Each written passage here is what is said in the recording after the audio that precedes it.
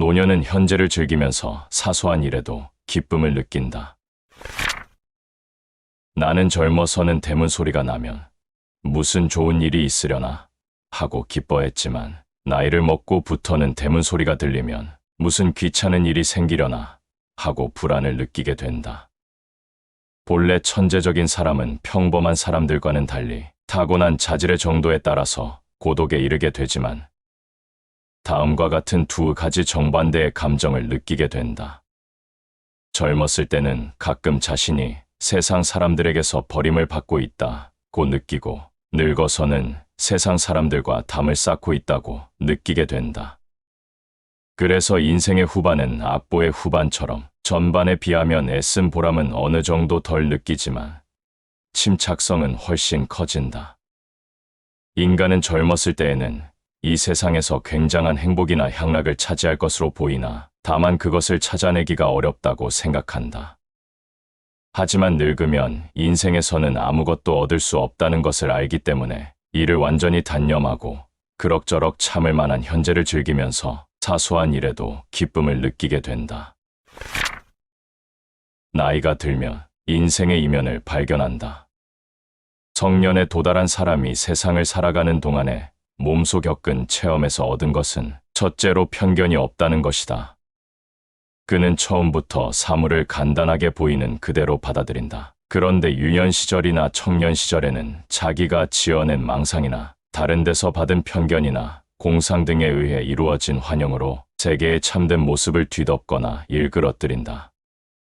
어쨌든 경험이 첫 과제로서 해야 할 일은 청년 시대를 거치는 동안에 몸에 배인 망상이나 그릇된 개념에서 우리를 해방시키는 일이다. 젊었을 때에는 인생에서 중요한 사건이나 큰 공로를 세운 인물은 북을 치고 나팔을 불며 화려하게 등장할 것이라고 생각하지만 늙어서 돌이켜 관찰해보면 그러한 것은 모두가 조용히 뒷문을 통해 몰래 나타난다는 것을 알 수 있다. 인생이란 술을 놓은 옷감에 비유할 수 있다. 생애의 전반기에는 누구나 그 표면을 보고 후반기에는 그 이면을 보게 마련이다. 이면은 표면보다 아름답지는 못하지만 배우는 바가 상당히 많다. 이면을 봄으로써 바느질 자국과 꿰맨 흔적 같은 것을 분명히 알 수 있기 때문이다. 정신적으로 고귀한 사람. 정신적으로 뛰어난 사람이 능력을 충분히 인정받으려면 가장 높은 단계에 도달한 사람이라도 40세를 넘어야만 한다. 정신적인 우월이 때때로 연령의 성숙과 경험의 결실을 능가하는 일이 있지만 결코 이런 것들의 대응이 될 수는 없기 때문이다.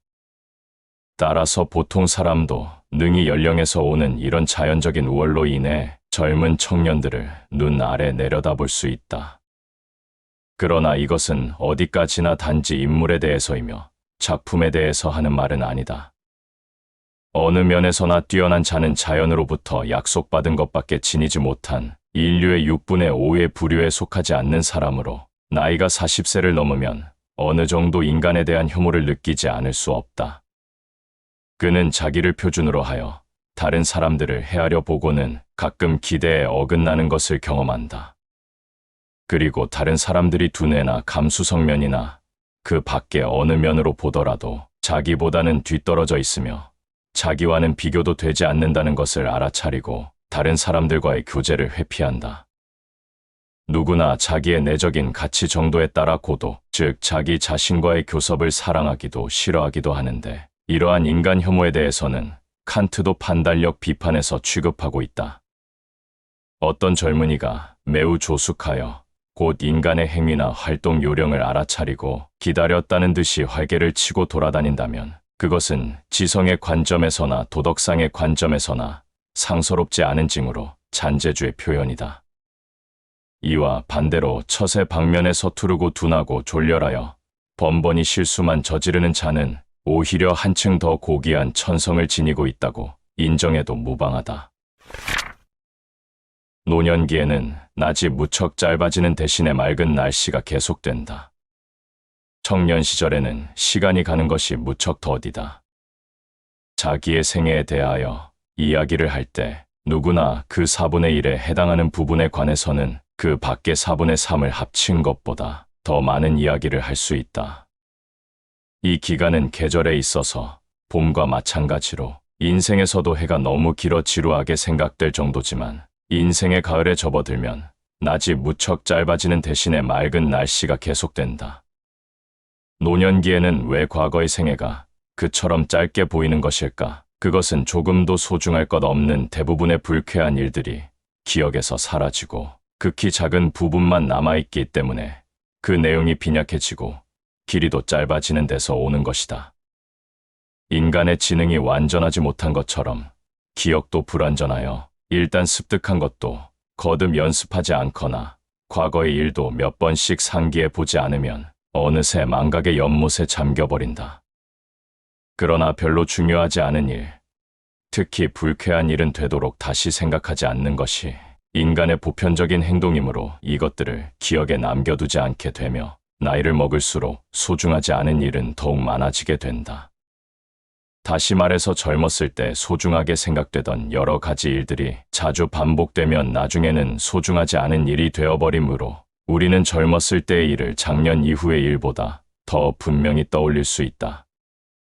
반복해서 생각하는 것이 기억을 새롭게 하는 유일한 방법인데 늙으면 웬만한 일은 다 잊어버리며 흔적도 없이 사라진다. 또한 우리는 불쾌한 일은 되도록 덮어두려고 하며 그것이 자기 자존심이나 허영심을 손상할 경우에는 더욱 그렇다. 이것은 불행이나 고뇌는 어느 정도 우리 자신의 불차림을 입증하는 것이다. 이렇게 해서 불쾌한 일은 거의 잊어버리게 되며 거기에 별로 소중하지 않은 일까지 제외되면 기억은 매우 빈약해진다. 다시 말하면 경험을 쌓을수록 기억은 오히려 짧아진다. 마치 항구를 떠난 배 위에서 바라보면 바다 위에 있는 모든 사물이 점점 작아지면서 나중에는 분간하지 못하게 되듯이 우리의 생애에 일어났다가 사라진 모든 행위와 사건도 나이를 먹어감에 따라 점점 희미하게 된다. 현재만이 자기에게 구체적 현실이다. 노인이 되면 과거가 꿈결처럼 느껴지는 경우가 있다. 그것은 우리가 언제나 동일한 현재, 영원히 지속되는 지금이라는 시간에 한순간만을 갖고 있기 때문이다. 또한 우리 자신의 실체인 참된 자아는 결코 시간 속에 있지 않고 현재만이 자기가 외부 세계와 접촉하는 유일한 구체적인 현실이기 때문이다. 이와는 달리 우리는 젊었을 때 눈앞의 노인 생애를 거의 무한히 긴 것으로 착각한다. 이것은 우리가 그 시련을 위해서는 아무리 장수를 누린다고 해도 부족할 정도로 여러 가지 희망을 갖고 있기 때문이며 또한 장래의 생활척도로서 자기가 지내온 추억의 소재가 언제나 풍부하여 길게 생각되는 그 짧은 세월을 염두에 두고 있기 때문이다. 그리고 이 무렵에는 새롭다는 것이 모든 것을 의미 깊게 생각하게 하므로 그것은 나중까지 추억으로 살아남아 있기 때문에 짧은 세월이 길게 생각되는 것이다. 어느 과거로 한번 다시 돌아갔으면 하고 생각하는 때가 간혹 있지만 이것은 오직 그 무렵의 시간으로 되돌아가려고 하는 것으로 시간이 공간의 가면을 쓰고 우리를 기만하는 것이다. 다시 그 고장을 찾아가 본들 젊은 시절과 같은 인상은 받을 수 없고 오직 시간의 속임수를 깨닫게 될 뿐이다. 나이가 들수록 소유에 대하여 애착을 가지는 이유. 건강한 사람으로 오래 살려면 두 가지 길이 있다. 이것은 두 개의 램프로 비유해 설명할 수 있을 것이다. 기름은 적지만 심지가 가늘어 오래 탈 수 있는 경우와 심지가 굵지만 기름이 많이 들어있어 오래 탈 수 있는 경우가 그것이다. 이 경우에 기름은 생명력이며 심지는 생명력을 소모하는 것으로 그 방법에는 여러 가지가 있다. 생명력, 즉 체력으로 말하자면 우리는 36세까지는 그 이자로 살아가는 사람과 같아서 오늘 소모한 체력은 내일이면 회복된다. 그러나 이 무렵을 고비로 그 후로는 자기 자본을 갉아먹기 시작하는 자본가가 된다. 처음에는 사태의 변화가 거의 눈에 띄지 않아 지출의 대부분은 자연히 원상복구가 되어 손실은 대수롭게 여겨지지 않는다. 그러나 이 손실이 점점 늘어가면 눈에 띄게 된다. 그것은 날마다 팽창하여 점점 뿌리를 깊이 박고 오늘이라는 하루가 돌아올 때마다 어제보다 가난해진다. 그동안의 그 감퇴는 물체의 낙하처럼 더욱 속도를 내고 나중에는 아무것도 남지 않게 된다. 이처럼 생명력과 재산이 날로 줄어든다면 그보다 더 딱한 일은 없을 것이다. 노년 시절은 철학을 하기에 적합한 시기이다. 아이들은 언제나 유희와 놀이 등으로 시간을 충당할 필요가 있으므로 한가해지면 곧 심한 권태를 느끼게 마련이다. 청년 때에도 권태에 곧잘 빠져 아무것도 하지 않는 것을 싫어하지만 장년기에 이르면 차츰 권태를 덜 느끼다가 노년에 접어들면 세월의 가속도가 붙어 빨리 사라지므로 권태를 거의 느끼지 않는다. 노년기에 나타나는 하나의 특징은 정욕의 감퇴다. 이때가 되면 사람들은 정욕으로 인해 번뇌와 고통을 느끼지 않는다. 건강만 유지되면 삶의 무거운 짐은 한결 적어지고 또 가벼워진다. 아주 늙어 버리기 전 몇 해 동안이 생애의 가장 좋은 때라고 하는 것은 이 때문이며 몸과 마음의 안정을 얻고 있다는 점에서는 사실 그렇게 말할 수도 있다. 인간의 가장 근본적인 지식은 오직 직관에 의한 의식에서 얻을 수 있는 것이지 추리나 사유에 의해 얻을 수 있는 것은 아니다. 그것은 논리를 거쳐서가 아니라 실제 인상에서 비롯되어야 한다. 나이가 들면 인간은 벌써 하나의 원숙한 존재로서 외부 세계에 좌우되기보다 그 외부 세계와 타인에게 직접 어떠한 작용을 하게 된다. 그러니까 장년기 이후는 활동과 실천의 시대라면 청년 시절은 그 토대가 되는 관찰과 인식에 적합한 시대다. 청년 시절에는 직관이 중심이 되고 노년기에는 사색이 중심이 된다. 그러므로 청년 시절은 시를 쓰는 데 적합한 시기요, 노년 시절은 철학을 하기에 적합한 시기이다. 노년은 인생의 참된 모습을 달관할 수 있다. 실천에 있어서도 청년 시절에는 직관한 것과 그 인상에 의해 결심을 하지만 노년기에는 주로 사색에 의해 결심을 한다. 노년기에는 여러모로 식견이 풍부하여 이것이 여러 개념으로 포섭됨으로써 직접적인 관찰보다 개념이 권위와 가치를 갖게 되지만 감각적인 인상은 자주 되풀이되기 때문에 종전처럼 큰 영향을 주지 못한다. 그러나 청년 시절에는 특히 감정이 풍부하고 상상력이 뛰어난 두뇌를 가진 자는 사물의 외관과 그 인상에 좌우되는 경우가 많으므로 인생 자체도 흔히 표면적인 그림으로 보인다. 그래서 그들은 자기의 참된 의사를 따르기보다 세상 사람들이 자기를 어떻게 보느냐 하는 데 관심이 크다. 그들이 용모나 의복에 상당히 신경을 쓰는 것은 이 때문이다. 인간의 정신력이 최고도에 이르는 것은 청년 시절에서 늦어도 35세 전후까지며 그 후부터는 점점 줄어든다. 장년기나 노년기의 정신생활에는 다른 특징이 따른다.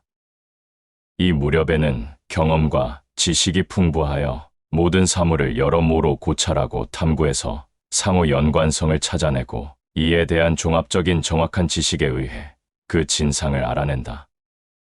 그리고 모든 개념이 경험에 의해 밑받침되었으므로 그 지식이 더욱 확고해지고 청년 시절에 여러 가지 수확이 늘어나 진정한 의미에서 소유하게 된다. 그리고 모든 지식이 원숙해지고 정밀하게 된다. 인생에 있어서 성숙하고 정확한 개념은 오직 노년에 이른 자에게만 주어지는 특전으로 그들은 능히 인생의 참된 모습을 달관할 수 있다. 그들은 젊은이들처럼 인생을 그 입구에서 멀리 바라보지 않고 출구에서 오랜 체험을 통하여 한눈으로 바라본 후 허망함을 깨닫게 된다. 생애의 전반기 40년은 본문이고 나중 40년은 이에 대한 주석이다. 육체적으로 성장해 나갈 무렵에는 정신력이나 지능이 날로 증가하므로 오늘은 언제나 경멸하는 눈초리로 어제를 내려다보는 버릇이 있다.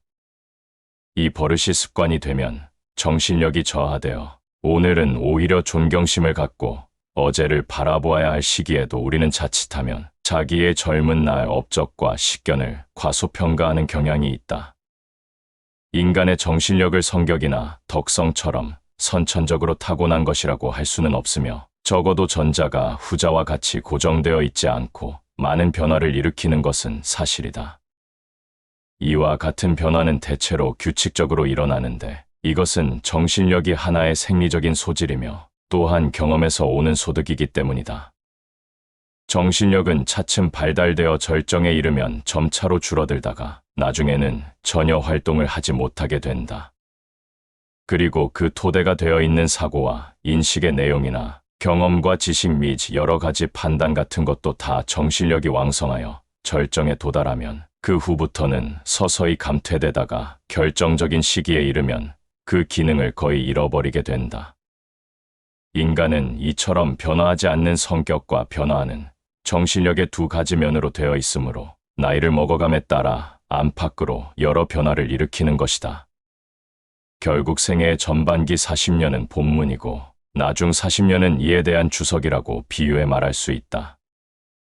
우리는 이 주석으로 본문의 진정한 의미와 관련성 및 전반적인 대의를 분명히 알 수 있다. 인생의 마지막에 이르면 마치 가장무도회의 마지막 장면을 보는 것처럼 인물이나 사물, 그 밖의 모든 것이 정체를 드러내므로 자기가 지금까지 접촉해온 많은 사람들의 진정한 모습과 성격도 분명히 알게 된다. 누구나 그 행위는 결과에 따라 헤아리게 되며 모든 사업과 작품은 시일이 지나감에 따라 정당한 평가를 받게 되어 여러 가지 환영은 무너져 버린다. 이렇게 되기 위해 시간이 필요하다.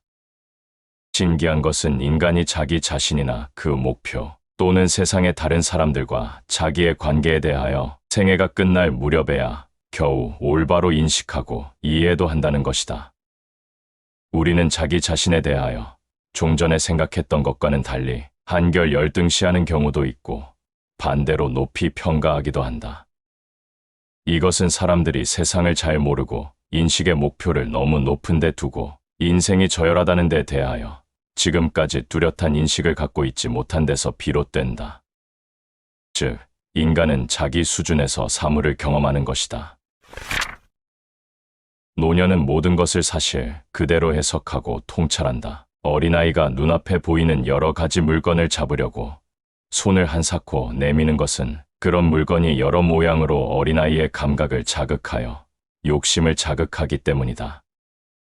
그런데 청년은 이런 의욕적인 충동을 아이들보다 심하게 느끼기 때문에 외부 세계의 다양한 형체에 이끌려 실제 이상의 가치를 부여한다. 그리고 이를 손에 넣기 위해 허망한 동경을 품지만 이와 같은 동경은 마음의 평안을 앗아가 행복은 있을 수 없다. 노년기에 이르면 이와는 달리 마음이 진정되어 있다. 이것은 한편으로는 핏줄이 한결 싸늘해지고 감각의 자극이 줄어들었기 때문이며 또 한편으로는 경험이 사물의 가치와 향락의 내막을 알아차렸기 때문이다. 그래서 이전의 사물에 대한 진정한 견해를 뒤엎거나 뒤틀던 환각이나 망상 또는 편견에서 점차 벗어나게 된다. 이제는 모든 것을 한결 올바르게 그리고 분명하게 인식하고 모든 것을 사실 그대로 해석하며 이 세상 모든 사물의 공허함을 통찰하고 있다. 이것이야말로 노인에게, 심지어 평범한 능력의 소유자에게까지 어느 정도 현명한 태도를 지니게 하며 이것이 젊은이와 다른 특징을 이룬다. 그리하여 노인은 마음의 평정을 얻게 되는 것이며 이 평정이야말로 행복의 중심을 이루는 것이다. 정신적으로나 육체적으로 별로 걱정이 없는 사람이 행복하다. 청년들은 세상에 놀라운 이득이 많아서 그것을 손에 넣을 수 있다고 생각하지만 노인은 전도서에 헛되고 헛되도다. 모두가 헛되도다는 말을 확신하기에 모든 호두가 언뜻 보면 금빛으로 번쩍거리지만 속은 비어 있다는 것을 알아차린다. 다시 말하면 모든 사물이 공허하며 겉보기에 아무리 화려해도 속은 비어 있다는 확신에 도달함으로 망상은 사라지게 된다.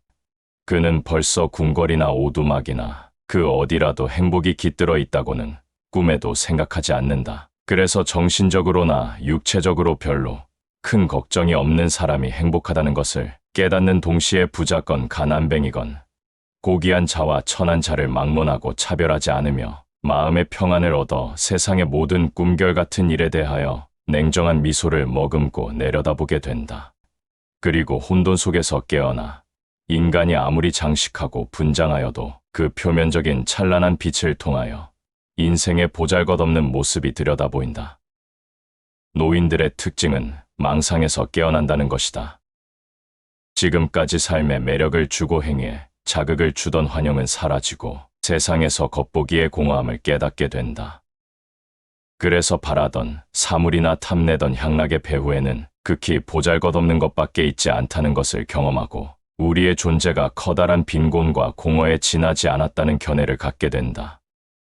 70세가 되어 비로소 인간은 전도서의 첫머리에 나오는 구절을 이해하게 된다. 노년의 고독에 반드시 권태가 따른다고 할 수는 없다. 사람들은 흔히 노인의 운명은 병과 권태라고 한다.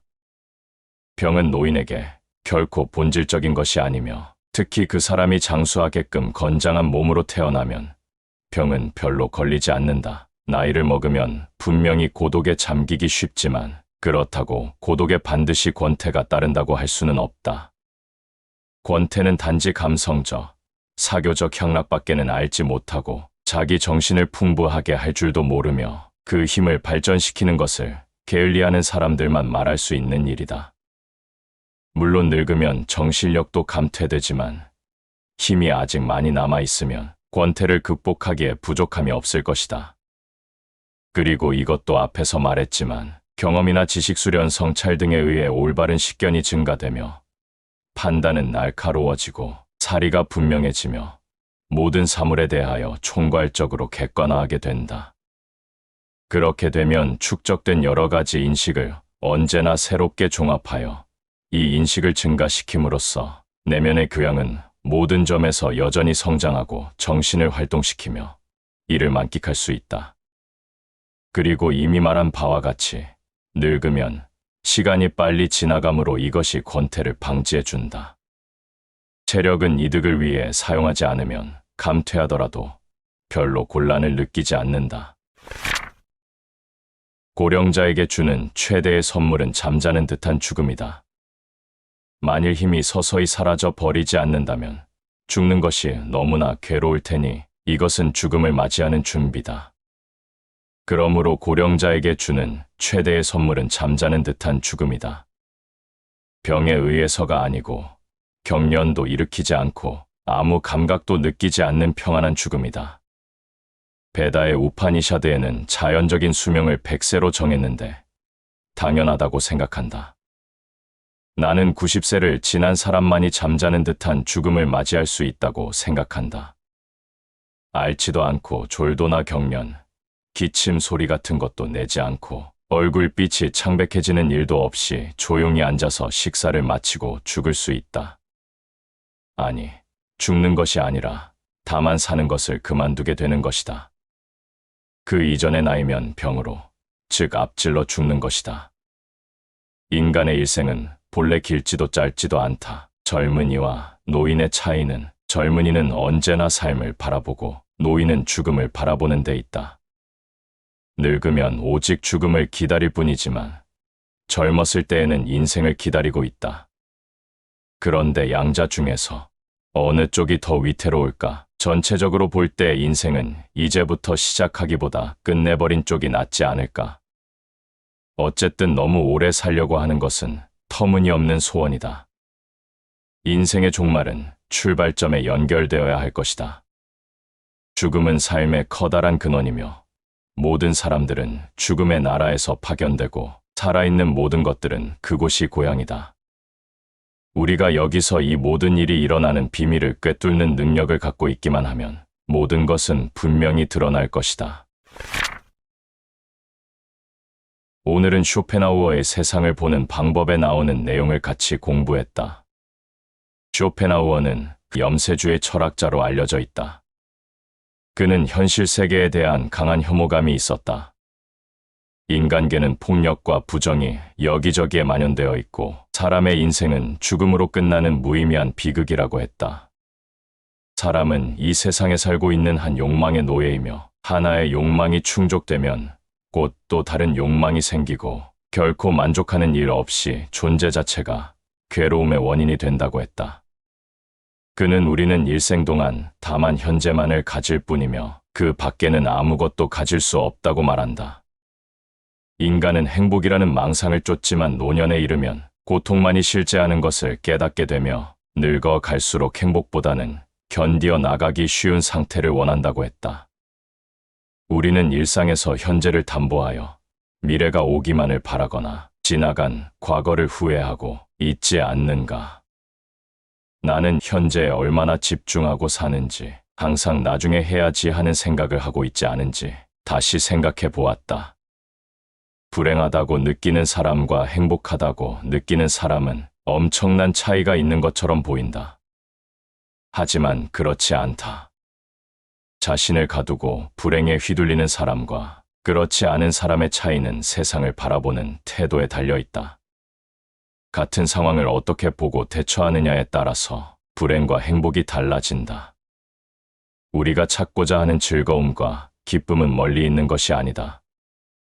아침에 일어나서 마시는 한 모금의 물에도 있고 눈부신 아침 햇살에도 기쁨을 찾을 수 있다.